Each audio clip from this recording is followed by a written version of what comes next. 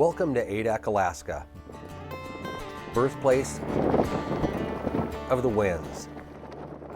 Adak is one of the most remote cities in all of Alaska, located near the western tip of the Aleutian Chain. It's also Alaska's southernmost town. And although it appears as a mere speck on the map, it's a city that would go down in history as one of the United States' biggest assets. At the beginning of World War II, the Japanese, realizing the strategic importance of the Aleutian Islands to the U.S. military, invaded the Aleutian Islands and attacked Dutch Harbor. They were met by U.S. forces who drove the Japanese further out the chain, where they landed and held the undefended islands of Agatu, Kiska, and Attu. In pursuit of the Japanese invading forces, the U.S. military made their way to the island of Attu, where they quickly built a military installation, allowing U.S. forces to mount a successful offensive against the Japanese-held islands.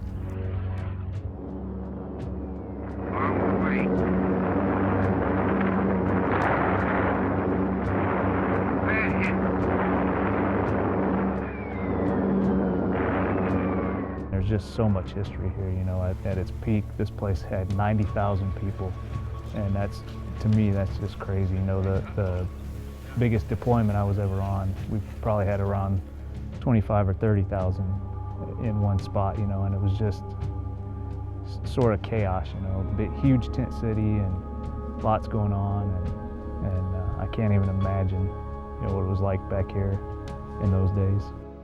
And it's been a pretty important place all the way through the Cold War and up until, you know, the early 90s. After World War II, Adak was developed as a naval air station, playing an important role during the Cold War as a submarine surveillance center. The naval station was closed in 1997, and ownership of the facilities was passed to the Alu Corporation in the city of Adak.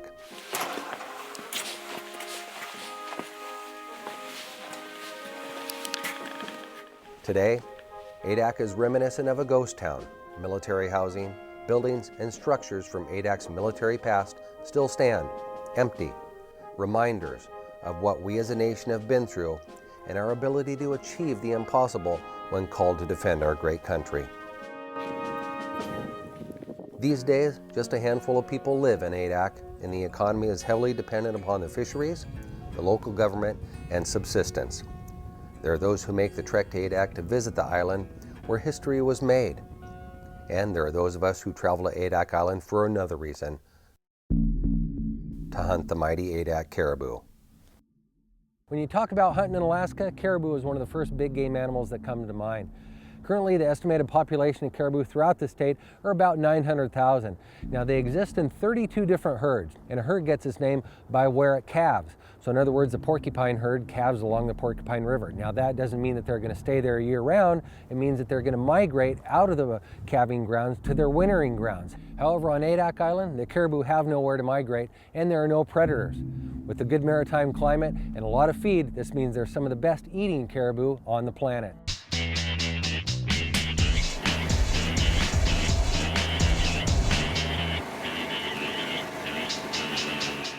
Caribou were planted on Adak Island back in the 1950s to provide hunting opportunities and emergency food for residents of the Adak Naval Air Station.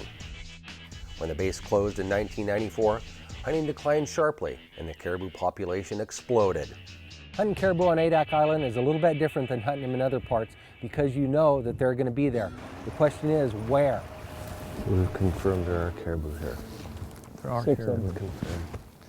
Now, I got to be honest with you, I went into this hunt with the misconception that it was going to be a little bit easier than it was. I heard stories of caribou being shot off the road, of them being spotted from town, of them virtually being anywhere you wanted to get them.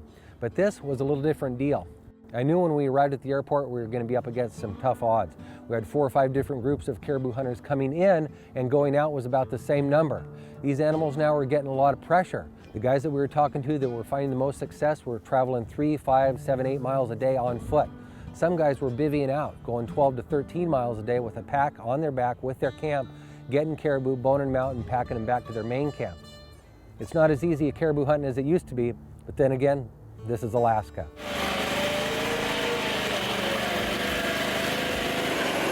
It was basically a spot and stalk mission. We'd drive as far as we could in Yargo, then get off and walk. Now, one of the things you want to be prepared for if you do hunt Adak Island is to be in shape. Have your day pack with you, have your pack frame with you. You know, you have to make sure you have the proper footwear. You might be wearing rubber boots one day, you might be wearing hiking boots the next. Monitor the weather, make sure you're prepared for whatever Alaska dishes out, because here we were going after caribou, scaling some rocky cliffs. It was one of those situations that if you miss a step, well, you could end up in the bottom pretty quickly. First day we spent mostly just kind of getting to know the island and the terrain, and did, you know, got up high, did a lot of glassing. What we're doing here is pretty much how you'd hunt any big game back home where I grew up anyway, out west, and that's kind of getting to the high points and glasses. I think if we go around the whole rim and come across, we'll be in front of them. Now, remember, we're out here on the end of the Aleutians. This is a volcanic chain. This isn't just flat tundra out here. So you want to be in shape, you want to have good optics, you want to be able to cover ground efficiently. And the most efficient way right now is with our eyes, as we kind of work together and try to learn this country here. So after the second day, we finally got on some caribou. I had got up way high on the mountain and spotted them coming in, and went back and got everybody else, and we headed up that way.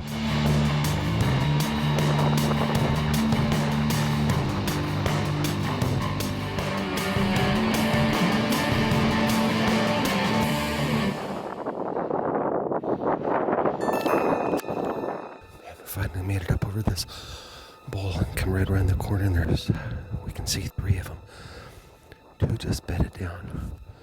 This is what we came here for, meat. So what do you think? Just pop up over here on top of this, or what do you think? I think just right, there's a little bowl, a little saddle right in the top between these two. Yeah. Yeah, that's perfect.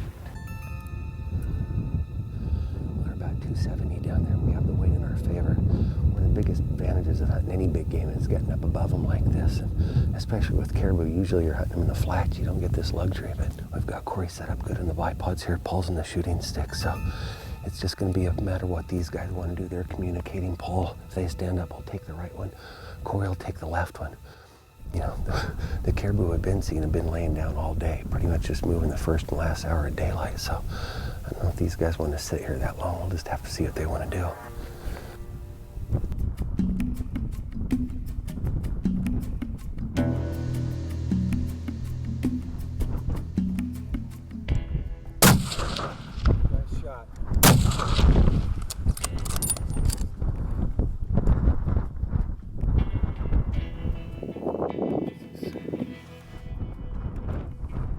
Hiked down there to look for blood and just make sure we had clean misses.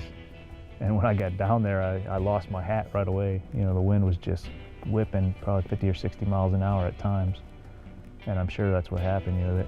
So you never know, you know, just because you're in a spot where there's no wind, you really need to study, you know, look for the blowing grass or the hairs blowing around and stuff like that.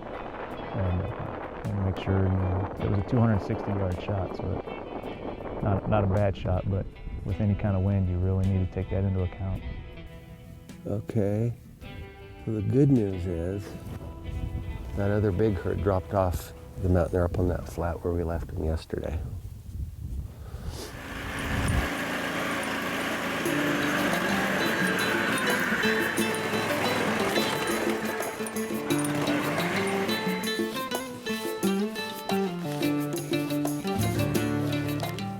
Good. That's a good sized herd.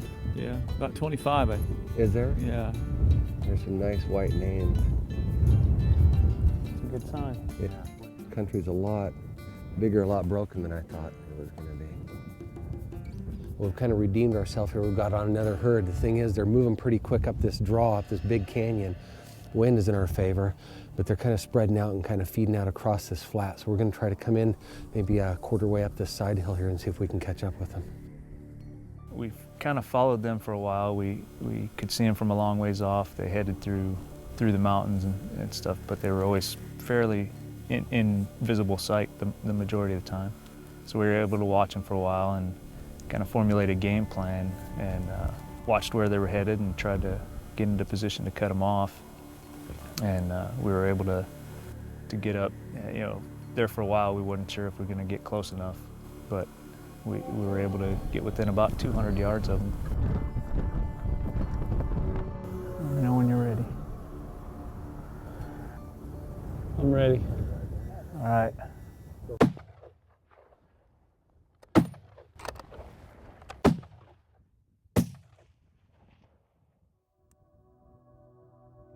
Both Corey and Paul got in good shooting position. We were able to wait for a little bit of wind to lay down there. Good side hill shot, and they were dropping them. So now we have a little work ahead of us. It was a lot of work. A lot of work, especially coming around that mountain back there. I mean, look, it's straight off. Yeah. So it's hard won. It's a meat hunt, but I tell you what, this is a trophy anybody's. Yeah, it is. And these caribou right here, incredibly good eating. You know, caribou meat is one of the best wild game meat, protein-wise, health-wise for you in the world. And you're gonna see the fat content on these things and why they're so good. And again, like Paul said, this is a meat hunt here. Nice shot, bud. Thanks, man. Fun Appreciate hunting it. with you again. Yeah. Gonna hook up with Corey and take a look at his. He's right over the ridge. One of us needs to get skinning on this thing. Right on. That was fun. Nice shooting. Thank you.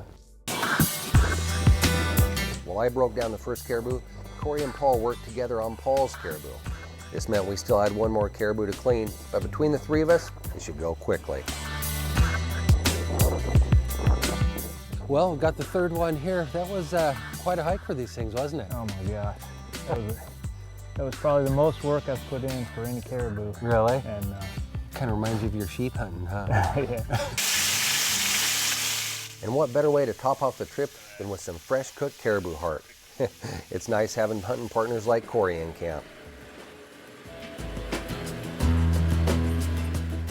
That was definitely one of the most unique hunts I've had when it comes to caribou in Alaska. And while I'd recommend this hunt to any avid big game hunter, come here with the stipulation that you're prepared for the climate and in good shape. Even though I didn't get to pull the trigger on an animal, I didn't really care. When I lived up north, I was able to put a lot of caribou on the table, and it is some of my favorite eating meat. And I tell you, once we got that home, over the course of the next few months, it was the absolute best eating caribou meat I had ever had. It was a great time hunting with Paul and Corey. I look forward to getting back out in the field again with these guys.